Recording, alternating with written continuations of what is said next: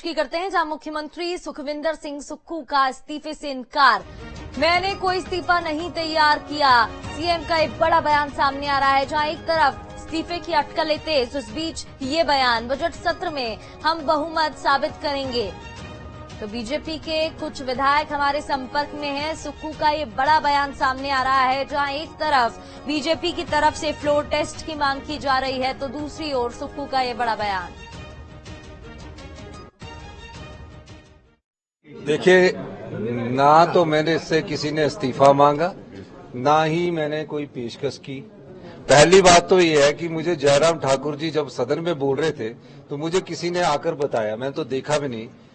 हम अपना बहुमत भी साबित करेंगे और निश्चित तौर पर कह सकता हूं, मैं संघर्ष की राजनीति से निकला हूं और आम परिवार से उठकर हमने राजनीति की है। ये जीत हमारी होगी, हिमाचल की जनता की जीत होगी।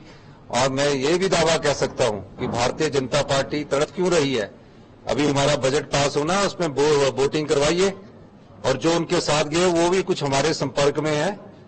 किसकी पक्ष में वोटिंग करते हैं ये तो अभी आपको सामने नजर आएगा, पर निश्चित तौर पर मैं दावे के साथ कह सकता हूं कि आज जो बजट है उसमें कांग्रेस पार्टी की जीत होगी।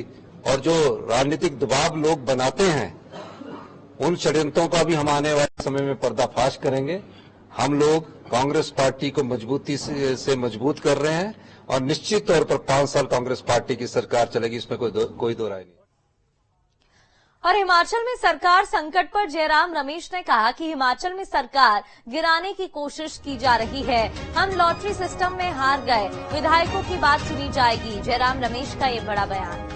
हिमाचल में सरकार गिराने की कोशिश हो रही है, हम लॉटरी सिस्टम में हार गए और ऐसे में विधायकों की बात सुनी जाएगी।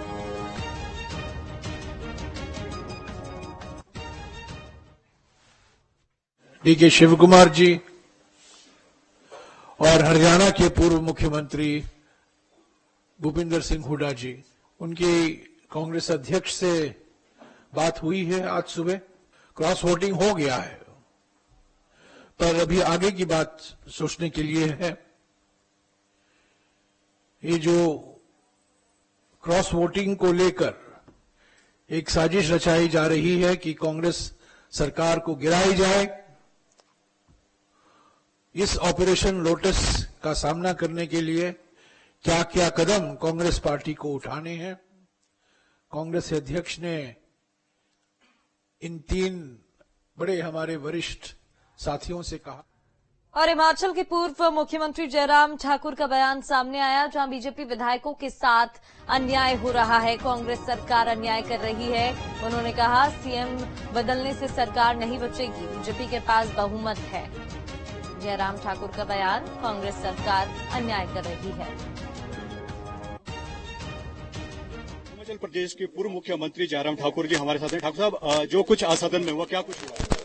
ये सदन के अंदर 15 सदस्यों को सस्पेंड किया गया है और वो सदस्य भारतीय जनता पार्टी के, हमारा भी सस्पेंशन उसमें किया गया है।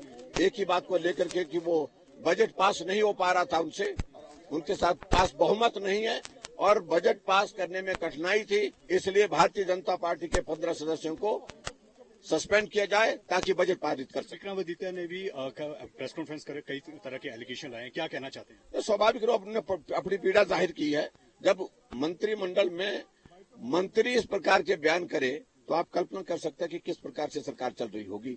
जहां उन्होंने कहा कि पिताजी की भावनाओं को जलील किया, पिताजी को जलील करने के साथ साथ माता जी को जलील किया।